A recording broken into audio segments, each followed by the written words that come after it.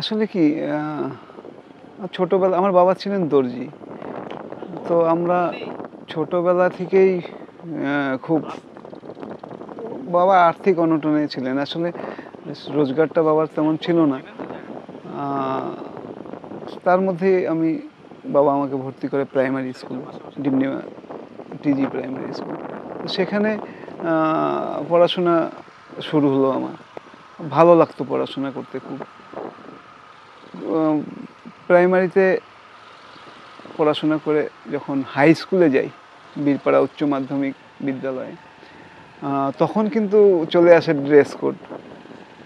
এবার বাবা পুরনো জামা কাপড় যেখানে বিক্রি হয় সেখান থেকে একটা আমাকে সাদা জামা আর কালো প্যান্ট কিনে নিজে হাতে এটাকে ফিটিং টিটিং করে আমার জন্য তৈরি করে দিলেন। সেই জামা কাপড়, সেই স্কুল ড্রেসটা পরে আমি স্কুলে যাওয়া শুরু করি। কিন্তু যেহেতু পুরনো ছিল কাপড়টা, তো আমার হাফ ইয়ারলি পরীক্ষা দেওয়ার পরে ওই কাপড়টা ছিঁড়ে যায়। আমি আর তখন স্কুলে যাই, স্যাররা বলে যে না, যে স্কুলের একটা নিয়ম আছে ড্রেসের। এটা আমার 5-এ।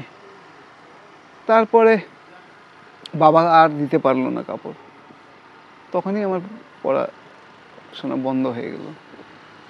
তখন যদি কেউ পাশে দাঁড়াতো আমার, যে অন্তপক্ষে ইউনিফর্মটা যদি দিত, তাহলে হয়তো আজকে আমি ভালো পড়াশোনা করতে করে একটু ভালো মানুষ হতে পারতাম। একদম এই আঘাতটা থেকেই আমার এই বস্ত্র ব্যাংকের মানে উদ্যোগটা নেই।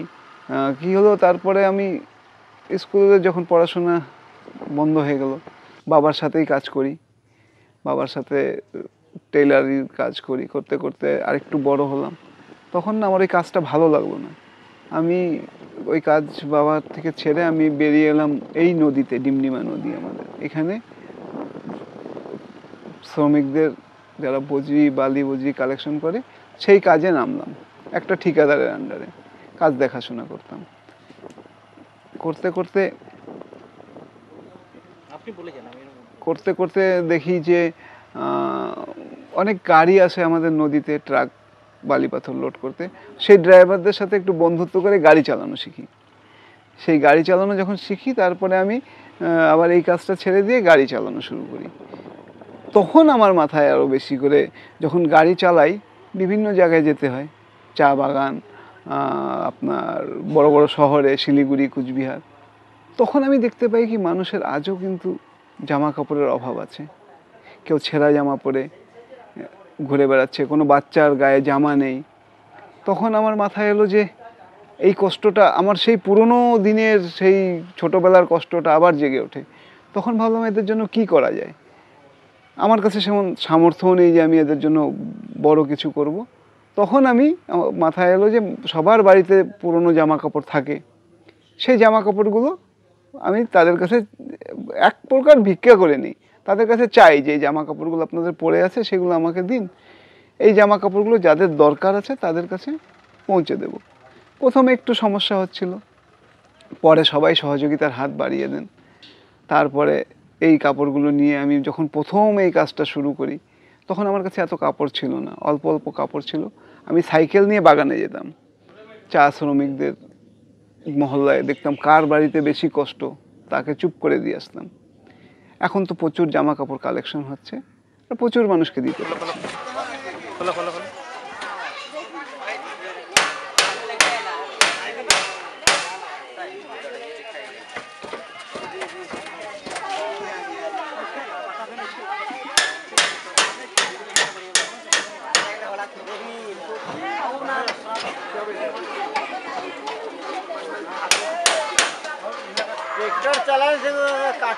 কি আমি যখন ভাড়ায় যেতাম, শিলিগুড়ি সপ্তাহে 3-4 দিন আমাকে যেতে হতো গাড়ি নিয়ে ভাড়ায়।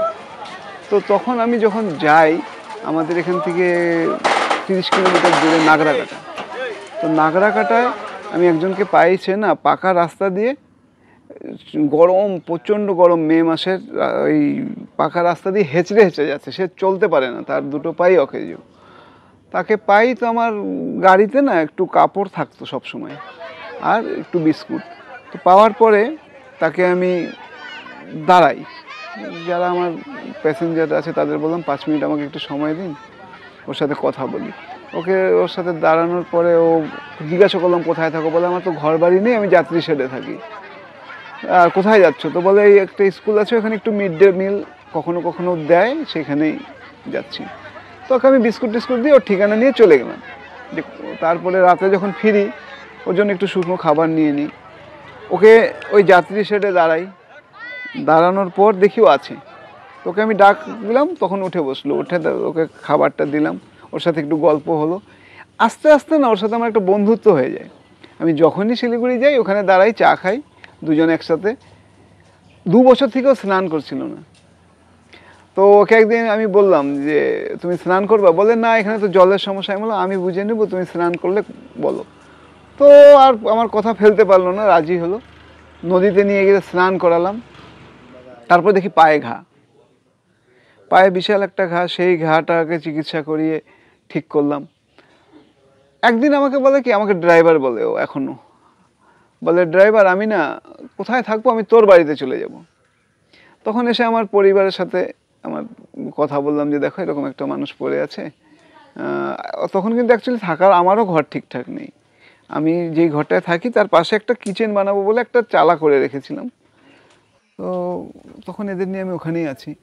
হঠাৎ করে একদিন 4-5 জন এলেন, এসে বলেন যে আপনি এটা রাস্তার ধারে করছেন, এটা তো বিপজ্জনক, কিছু হয়ে গেলে কি করবো। আমি বললাম আমার তো কোনো উপায় নেই। তো উনি বললো যে তাহলে আপনি জমি দেখুন, আমরা জমি আপনাকে দেবো কিনে, সেখানেই করুন। তারপর ওই 4 বন্ধু আছেন, এই জমিটা আমাদেরকে কিনে দেন 2 বিঘা। তারপরে এখানে চলে এলাম, আস্তে আস্তে আস্তে আস্তে ঘরগুলো সবার সহযোগিতায় তৈরি হলো। এখন এইভাবেই 25 জন আবাসিক আছেন। কাজটা কি করে করেন আপনি? সেটা এখানেই আমার সেই স্টোর এখানেই হয়। আর এখান থেকেই আমি প্রতি মাসে ক্যাম্প করি। এই গ্রামের যত আশেপাশের যারা আছে সবাইকে একবার গিয়ে বলা হয়, চলে আসে। মানে আমার একটা ক্যাম্পে ধরুন 4-5 হাজার কাপড় বিলি হয়, পিস 4-5 হাজারটা।